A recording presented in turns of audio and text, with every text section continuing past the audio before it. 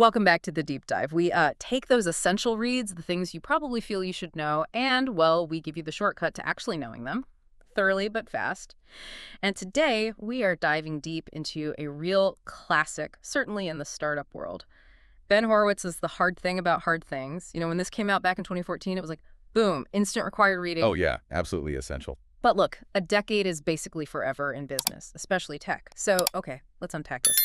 Does that core idea that managing when things are truly hard is just a completely different skill, does that still track today?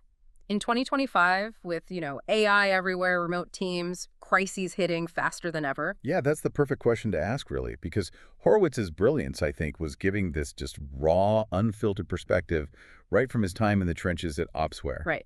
No theory, just reality. Exactly. He basically showed there's no complete instruction manual for when your company's facing like an existential threat. What matters, he argued, isn't some checklist, but the leader's mindset, their psychology, and sticking to some core principles. And what really hit home for people were those, let's call them uncomfortable truths he just laid out, that raw reality check. He just says it. The CEO job, it's the absolute hardest because the really big decisions, they often don't have a clear right answer. You're just swimming in ambiguity, lots of emotion involved. It's not like solving some clean math problem. And that's where the leadership test really happens, isn't it? I mean, the easy problems, they get delegated, or there's a process. Sure. Crisis management is different. It's when the whole building might be on fire, structurally speaking, and your job is to somehow project stability while making these frankly impossible choices. It's about finding that deep internal calm in the storm, He talks a lot about layoffs, calling it the hardest thing. And I wonder, isn't the psychological weight of that, letting go of good people who trusted you because the finances are collapsing, isn't that almost as damaging as the operational side of the crisis itself? Oh, it absolutely is. And that trauma, that hits your organizational culture like a ton of bricks. Yeah. Immediately. Because in those moments, people crave transparency. They need to know what's going on, even if it's bad news. Horowitz was spot on. Your culture is basically the bedrock of trust. And it becomes everything when the ground's shaking underneath you. So let's step back to 2014 for a second. Why did this book, with all its brutal honesty, become such a lifeline then? Why did everyone devour it? Well, you have to remember the context. The market was incredibly hot. You had tons of new founders, brilliant people, amazing at building products, scaling tech. Right, the building phase. Exactly. But they were often totally unprepared as crisis managers. They'd never steered a ship through a market crash or, a major internal screw-up. Zero experience there. And the management books they were reading, mostly academic, right? Lots of theory, perfect models, optimizing things. Yeah, very theoretical. It just didn't match the gritty, sometimes chaotic reality of running a fast-growing startup.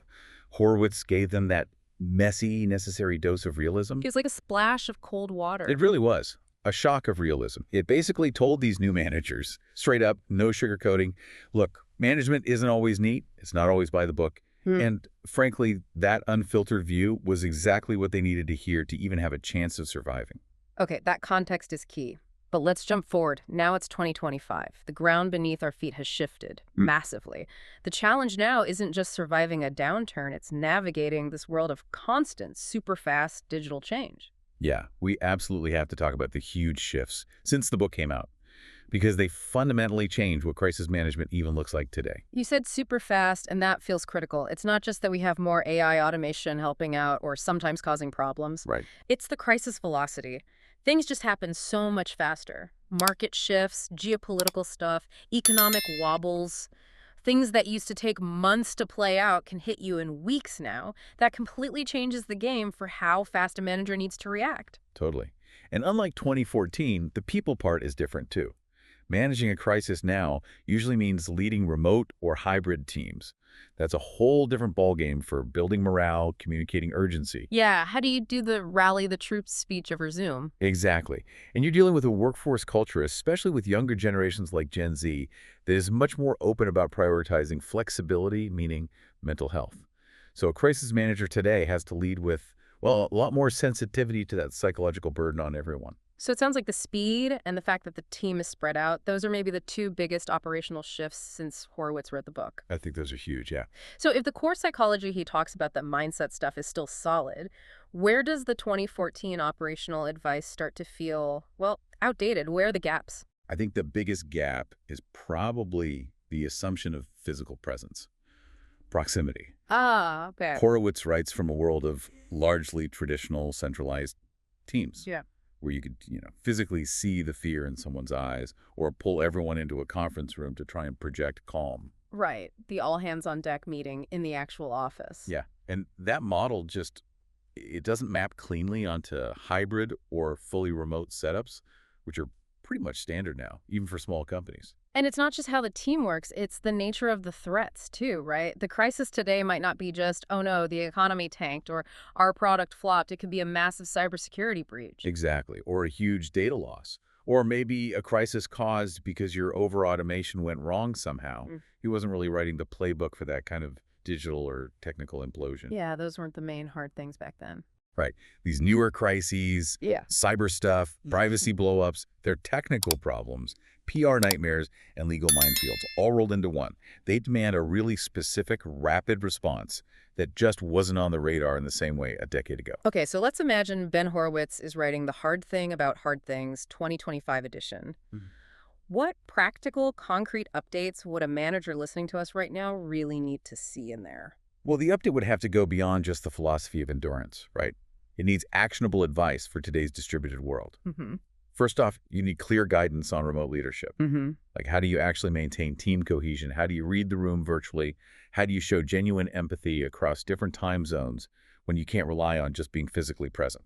And it needs to tackle that speed issue head on. So something about AI-driven speed. Definitely. You just can't afford slow manual analysis in a crisis anymore.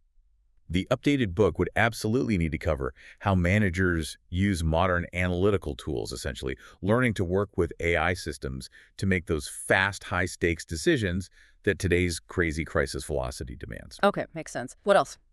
Critically, I think a whole dedicated section on digital crisis management. If you're hit by a major cyber attack, the communication plan, the response plan, it's totally different from managing, say, a cash flow problem. Right, requires different skills, different language. Yeah, you need some technical literacy, specific protocols, and you have to think about rebuilding online trust, which is fragile. That online trust piece feels huge, actually. It links back to culture, doesn't it? How do you build and maintain a strong company culture, that sense of shared purpose and trust, when most interactions are happening through screens? That feels like the new frontier for culture building. It really is. And one more thing, definitely link to that modern workforce culture we mentioned, a much stronger mental health focus. The book would need to give managers actual tools, practical approaches for addressing burnout and stress, both for themselves and for their teams, not just as a nice to have, but as like a critical part of keeping the operation running during a long, hard crisis. So, okay, let's try and synthesize this. For you, the manager, maybe thinking about reading this book now or rereading it, what does this all mean? What's the verdict? Well, I'd say the hard thing about hard things absolutely does not have an expiration date. But it needs an update. Or maybe a companion guide. Yeah, or at least reading it with the right context. It desperately needs a supplement for 2025 realities. So the core philosophy, how you think about fear, how you make decisions under pressure, how you build culture, that stuff is golden. It's that psychological framework. Every leader needs it. You should absolutely read it for the why. Totally agree. The why is timeless. But you have to recognize that the specific examples, the operational toolkit, that stuff needs updating for the world of AI, remote work, and digital threats. So focus on the big principles. Transparency, courage, that mindset stuff. Exactly. Absorb that deeply. But then you need to go find other resources, supplementary stuff, for the new kinds of crises, cybersecurity, managing remote teams effectively, using data faster. So read it like it's this incredibly valuable personal account from a successful manager who went through hell, but don't treat it like a complete step-by-step instruction manual for your world today. It gives you the mental armor, maybe, but you need other sources for the specific battle plans in 2025. Well put. It gives you the mental toughness, but the operational how requires more. And maybe that leaves us with a final provocative thought for you to chew on. Horowitz did an amazing job capturing that relentless psychological grind of being a leader in crisis. Yeah, the sheer exhaustion of it. Right. So even if AI helps crunch the data faster and remote tools handle the logistics, does that core psychological pressure, that uniquely human part of managing through hard times, does it actually get harder? In a world where tech speeds everything up, demands near-perfect decisions in less time, and often leaves you leading, kind of alone from your home office. Does the hard thing just get harder in different ways? That's definitely something to think about as you navigate your own hard things.